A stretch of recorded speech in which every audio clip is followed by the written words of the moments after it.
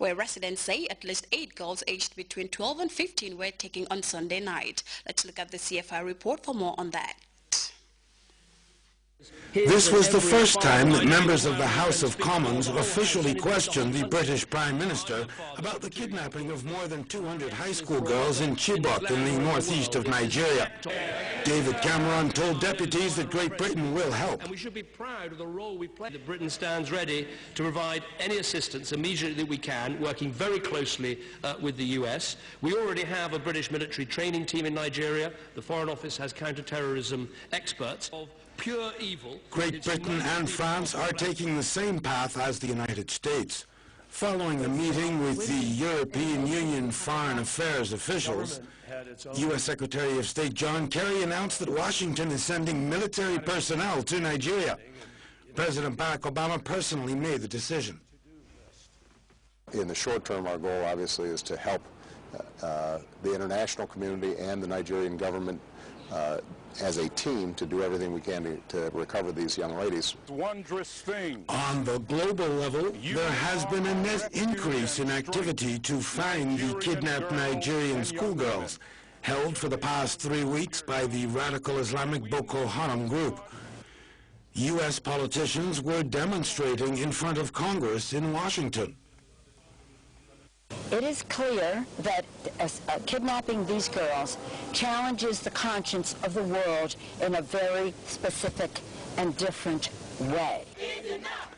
Nigerian citizens living in the United States have also been active. In front of their embassy in Washington on Tuesday, they were critical of what they called the inefficiency of Nigerian authorities. And in New York, demonstrators called on President Goodluck Jonathan to bring the schoolgirls home or resign. Police in Nigeria are now offering a reward of $300,000 for all information leading to the hostages.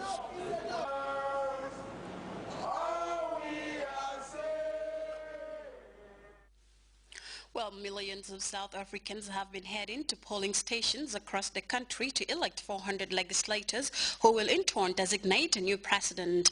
There is widespread disaffection with the country's leadership, but the African National Congress is expected to win more than 60% of the vote. Voter turnout, as we hear in the CFI report, is reportedly high at more than 20,000 polling stations. There were long queues at polling stations as South Africans came out in droves to cast their vote in the general election. Over 25 million eligible voters were called on to elect the 400-member National Assembly, which on May 21st will designate the new head of state. President Jacob Zuma's ANC party is widely expected to keep its grip on power. Opinion polls give it 60% support. Zuma appeared relaxed and confident as he voted Wednesday morning. It feels good that I've just voted, and I hope that all voters will cast their votes free without any problem. The strongest challenge to the ANC has come from the ultra-leftist EFF, led by Julius Malema. The party wants to nationalize banks and mines and seize white-owned farms, but polls put its support at only 10%. We've done our work. Now the ball is in the court of South Africans. Let them make a decision. Although incidents had broken out during the election campaign, voter turnout was high in the country's more than 22,000 polling stations. I am proud and I feel blessed today. I ask God to give all older people the strength to come out and exercise their right to vote. Demonstrators had burnt ballot boxes and tents for polling stations on the eve of elections in a Johannesburg township. The action was sparked by anger over municipal services and unemployment. But despite the sluggish economic growth and slew of scandals that have typified President Zuma's term, the ANC's popularity endures. For most South Africans, it is still the symbol of freedom from apartheid. Over now to the crisis in Ukraine, where the military is conducting a major operation against pro-Russian militants in the east. A spokeswoman for the pro-Russian camp says 5 people were killed when Ukrainian forces stormed a barricade near the city of Mariupol. The government in Kiev claims to have control over Mariupol, but the CNN team on the ground there says pro-Russian forces are occupying the city council building and they are flying a regional flag. At the moment, this comes days after a surge in fighting in the flashpoint city of Slavyansk.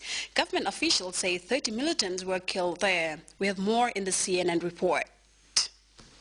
As we've seen in previous days, a concerted Ukrainian military effort to try and move closer, certainly the main highway where they've been moving down and where the major clashes happen. Pro-Russian militants here saying 10 of their own killed during that, 30 injured, much less than said by the Ukrainian government. They are rebuilding barricades along that particular road, but leaving unarmed civilians mostly to check the cars as they come in. The key question, though, exactly where does this go next? People concerned about the potential for a proper Ukrainian military move into the city. A lot of the violence has galvanized local residents here. Many may not have been entirely happy about the unrest here, but I think lots more are furious because of the deaths. We've seen funerals here today, and I understand 4 in total people buried at the central church, but real anger there expressed against the United States, some by pensioners, some just broader fury at the situation in general. And we've also just heard from the Ukrainian government that Ukraine's Prime Minister Arseniy Yatsenyuk has in fact visited the anti-terrorist operation, as they refer to it, camp on the outskirts of Slavyansk. That may well be up the highway where we've been earlier on today. So certainly a sense, I think, of the potential for a proper siege or bid to move into this city growing here. If they can go forward in the centre and west of the country, that's fine, but then in the east, well, no. I mean, because obviously much of the administrative buildings and towns in Donetsk, certainly and increasingly in Luhansk, are under pro-Russian militant and protester control.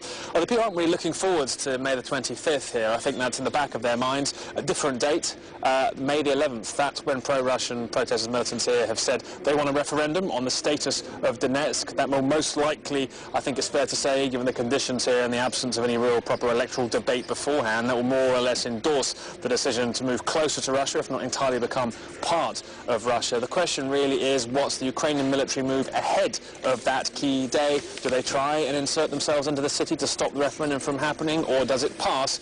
And then where do Russian troops move? They're still across the border, and increasingly Moscow furious at what it says is a violation of its compatriots' rights here in eastern Ukraine. I have to tell you, things have moved so much in the last week. Before, you got the feeling that potentially people here may have seen their lives still potentially in Ukraine if a peaceful solution was found. I think the violence here has turned a lot of the population, and a lot of people we speak to say it's pretty hard to reverse that sense of hatred that's been, I think, fostered by the Ukrainian move, certainly amongst those people we speak to in this town here. Well, time now to take our second break. Sports news is next.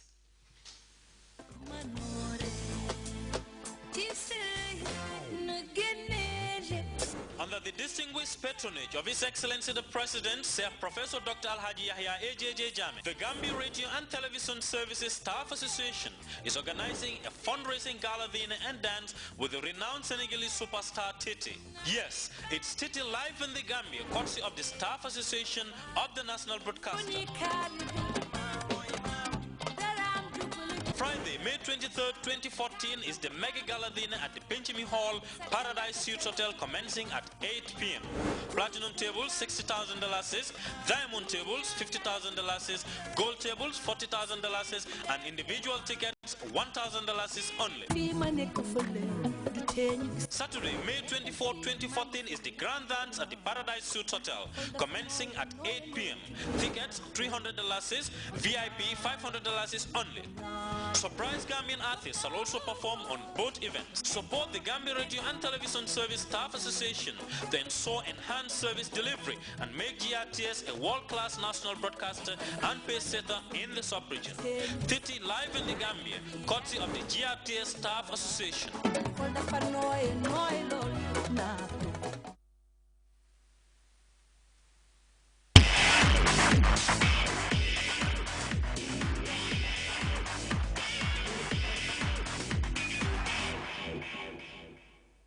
Welcome back. And in sports today, seasoned sport administrator Lamin Sane is among a 5-member committee tasked to run the affairs of the Gambia Football Federation.